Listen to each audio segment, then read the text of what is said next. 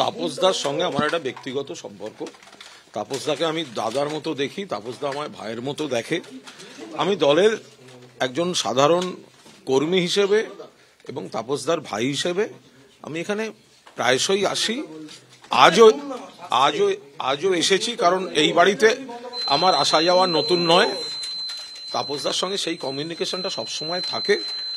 যেরকম আমি আসি আমি সেরকমই এসেছিলাম। এর বাইরে আমি অন্য কোনো আমি এই মুহূর্তে এর বেশি কিছুই বলবো না।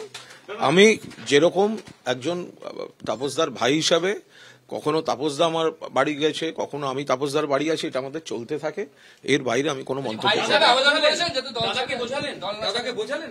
দাদা ভাইয়ের যা যা কথা হওয়ার, দাদা ভাইয়ের সব কথা হয়েছে হবে, সেটা আমি বাইরে বলবো না। আমি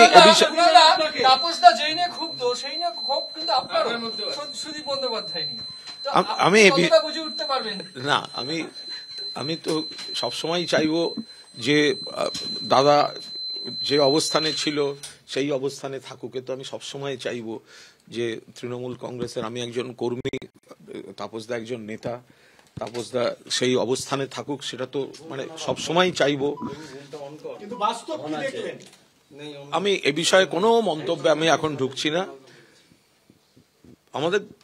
আমার দিক থেকে যেটুকু দলের কর্মী হিসাবে নেতাকে দলে থাকার যে অনুরোধ করা যায়, একজন ভাই হিসেবে দাদার সঙ্গে যা কথা বলা যায় সেইটুকু হয়েছে।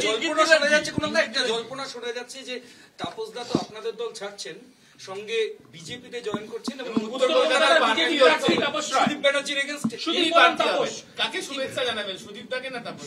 ব্যানার্জির এগেইনস্টে ক্যান্ডিডেট হতে পারেন, এরকম একটা সম্ভাবনা আছে।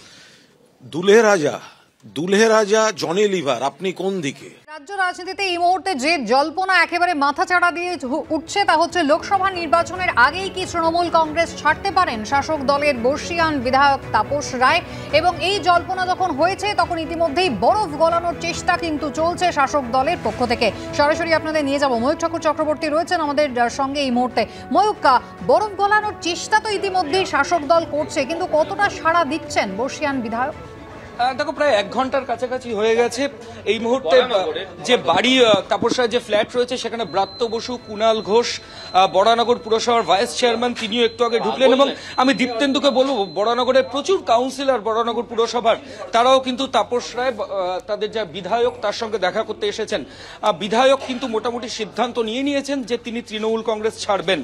তাকে দফায় দফায় আমরা কোয়েশ্চেন করেছিলাম যে আপনি কি সিদ্ধান্ত বদলের কথা ভাবছেন, কিন্তু যে ছবি আজকে সকালেও দেখা গেল যে একজন বিধায়কের কাছ থেকে পরিষেবা নিতে এসেছেন, তাকে তিনি বললেন যে আজকে তোরটা শেষবারের মতো সাইন করলাম, এরপরে আর আমাকে পাবি না।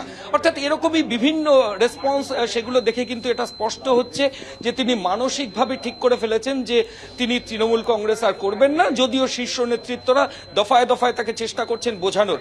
গত 21শে ফেব্রুয়ারি শেষবার তিনি বড়ানগর বিধানসভা এলাকায় গেছিলেন।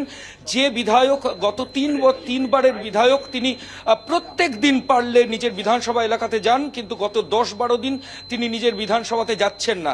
শুধু তাই নয়, তার যারা ঘনিষ্ঠ কাউন্সিলর রয়েছেন, তার পরিচিত যারা তৃণমূল কংগ্রেসের কর্মী রয়েছেন, তাদের সঙ্গেও যখন কথা হচ্ছে তিনি পরিষ্কার করে জানিয়ে দিচ্ছেন যে সুদীপ বন্দ্যোপাধ্যায় এবং পরবর্তী ক্ষেত্রে গত 12ই জানুয়ারি এনফোর্সমেন্ট ডিরেক্টরেটের যে পুরো নিয়োগ দুর্নীতি মামলার যে রেড তার বাড়িতে, এতে তিনি যথেষ্ট অপমানিত। এবং এই গোটা ঘটনার পর তৃণমূল কংগ্রেসের কোনো শীর্ষ নেতৃত্ব এই বর্ষীয়ান তৃণমূল কংগ্রেসের নেতা বিধায়ক তাপস রায়ের পাশে এসে দাঁড়াননি, কেউ ফোনও করেননি কোনো সিনিয়র লিডারশিপ, এবং তিনি এতে যথেষ্ট অপমানিত। শুধু তাই নয়, দমদম লোকসভা কেন্দ্রের সাংসদ সৌগত রায়, যার লোকসভা ইলেকশনে বিধায়ক হিসেবে তিনি বেশ কয়েক বছর মিটিং করা, মিছিল করা, স্ট্রিট কর্নার করা এগুলো করেছেন, তিনি বলছেন যে সৌগত রায় পর্যন্ত একটা টেলিফোন করে বা সাংবাদিক সম্মেলন করে একবারও বলেননি যে এই বিধায়কের বাড়িতে ইডির রেটটা ঠিক হয়নি। এই বিভিন্ন অভিমানের জায়গা। প্রথমে একেবারে একাধিক বিষয় নিয়ে অভিমান ইতিমধ্যেই জমা হয়েছে। তাপস রায় তিনি সেই অভিমানের কথা কিছুটা বলেওছেন। তবে আজ সকাল থেকে চেষ্টা যখন করছে শাসক দল, দেখা করার পর কি বললেন কুণাল ঘোষ এবং বিজেপির রাজ্য সভাপতি সুকান্ত মজুমদার, তার বক্তব্য শোনাবো। রাজনীতিকে বলা হয় politics is the game of possibilities. তো সব ধরনের পসিবিলিটিসই থাকতে পারে, অসুবিধা কিছু নেই। এরকম কোনো যোগাযোগ করেছে এখনো পর্যন্ত আমরা মিডিয়াতে বলার মতো কোনো যোগাযোগ হয়নি। তৃণমূলের নেতাদের বিরুদ্ধে এবার ক্ষোভ প্রকাশ করছেন তাপস রায়, তাহলে কি উত্তর কলকাতার রাজনৈতিক সমীকরণে বদল আসতে পারে? গোটা বাংলার রাজনৈতিক সমীকরণ বদল আসবে, অপেক্ষা করুন না।